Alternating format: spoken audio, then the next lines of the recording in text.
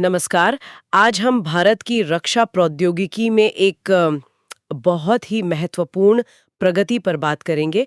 कुछ स्रोत मिले हैं जो इशारा कर रहे हैं कि भारत एक नई अविश्वसनीय रूप से तेज मिसाइल का परीक्षण करने की तैयारी में है। हाँ, बिल्कुल। ये खबरें काफी चर्चा में हैं। और ये सब रक्षा अनुसंधान और विकास संगठन मतलब डीआरडीओ के एक गुप्त प्रोजेक्ट के तहत हो रहा है, जिसे प्रोजेक्ट विष्णु कहा जा रहा है, ऐसा सूत्रों का कहना है। सही। हम बात कर रहे हैं extended trajectory long duration hypersonic cruise missile की, ETLDCM की। हाँ, नाम थोड़ा लंबा है पर चीज जबरदस्त है। बिल्कुल। जरा सोचिए, एक ऐसी मिसाइल जो ध्वनि की गति से 8 गुना तेज, 8 गुना। हाँ, मतलब लगभग 11,000 किलोमीटर प्रति घंटे की रफ्तार। ये हाँ, तो वाकई बहुत तेज है ना? और देखिए, ये सिर्फ गति ही नहीं है। ये मिसाइल लगभग 1500 किलोमीटर की दूरी तक मार करने में सक्षम बताई जा रही है। 1500 किलोमीटर और हथियार। हाँ, पारंपरिक या परमाणु दोनों तरह के हथियार ले जा सकती है और वजन भी काफी, मतलब 1000 से 2000 किलोग्राम के बीच। अच्छा, और इस गति के पीछे जो तकनीक है वो स्क्रैमजेट इंजन है ना? बिल्कुल, वही इसकी सबसे खास बात है। ये इंजन उड़ान के दौरान ही वायुमंडल से ऑक्सीजन लेता है। मतलब रॉकेट की तरह अपना फ्यूल और ऑक्सीडाइजर साथ लेकर नहीं चलता। सही कहा। इसी वजह से मिसाइल लंबे समय तक हाइपरसोनिक गति बनाए रख सकती है।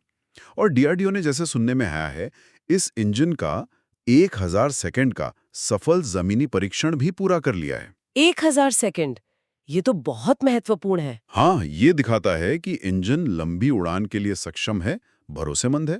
ये एक बड़ी तकनीकी कामयाबी है। ये भी काफी दिलचस्प है कि ये मिसाइल मतलब पारंपरिक बैलिस्टिक मिसाइलों जैसी नहीं है। नहीं, बिल्कुल नहीं।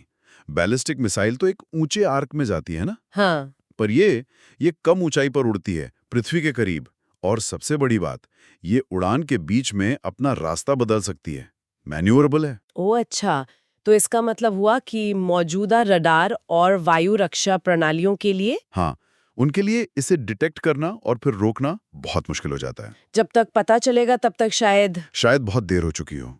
यही इसकी सबसे बड़ी सामरिक बढ़त है। लेकिन इतनी तेज रफ्तार पर तो घर्षण से गर्मी भी बहुत पैदा होती होगी।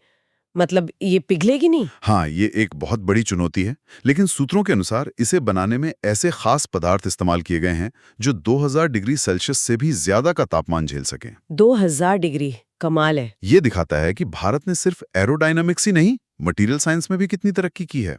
तो जाहिर है रणनीतिक तौर पर ये बहुत अहम है। बहुत ज्यादा। इसकी गति, फुर्ती और रडार से बचने की क्षमता, ये सब मिलकर इसे एक जबरदस्त हथियार बनाते हैं। ये दुश्मन के इलाके में काफी अंदर तक हमला कर सकती है। हाँ, बिल्कुल। चीन या पाकिस्तान जैसे देशों में महत्वपूर्ण ठिकानों पर तेजी से और सटीक हमला करने की क्षमता, वो भी बिना किसी पूर्व चेतावनी के। और एक और बात जो सामने आई थी कि इसे अलग-अलग जगहों से लॉन्च किया जा सकता है। हाँ, ये भी बहुत महत्वपूर्ण है। इसे जमीन से, किसी विमान से या फिर नौसेना के जहाज से भी लॉन्च किया जा सकता है। तो इससे सेना को काफी लचीलापन मिल जाता है। बिल्कुल, ऑपरेशनल फ्लेक्सिबिलिटी कई गुना बढ़ जाती है।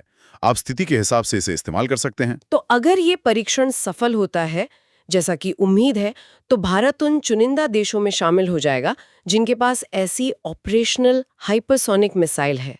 अमेरिका, चीन, रूस। हाँ, उस खास क्लब में। लेकिन ये सिर्फ क्लब में शामिल होने की बात नहीं है। अच्छा, ये भारत की अपनी स्वदेशी तकनीक की ताकत का सबूत होगा और ये एशिया में बल्कि दुनिया में शक्ति संतुलन को भी यकीनन प्रभावित करेगा। आत्मनिर्भर भारत की दिशा में एक बड़ा कदम। निश्चित रूप से।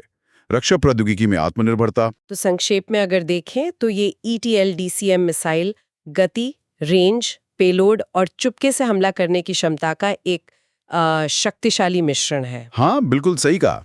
ये भारत की रक्षा तैयारी और आत्मनिर्भरता की दिशा में एक वाकई महत्वपूर्ण कदम है, वो भी पूरी तरह स्वदेशी तकनीक पर आधारित। ये सब जानने के बाद ये सोचने पर मजबूर करता है कि भविष्य में जैसे जैसे ये हाइपरसोनिक तकनीकें और आम होंगी और विकसित होंगी, तो वैश्विक सुरक्षा और रणनीतिक रिश्तों पर इनका क्या असर पड़ेगा? हाँ, ये एक बहुत बड़ा सवाल है। ये तकनीकें आने वाले वक्त में जंग के तौर तरीके बदल सकती हैं। इस पर नजर बनाए रखनी होगी। बिल्कुल, इस पर आगे और जानकारी मिलेगी तो बात करना दिलचस्प होगा।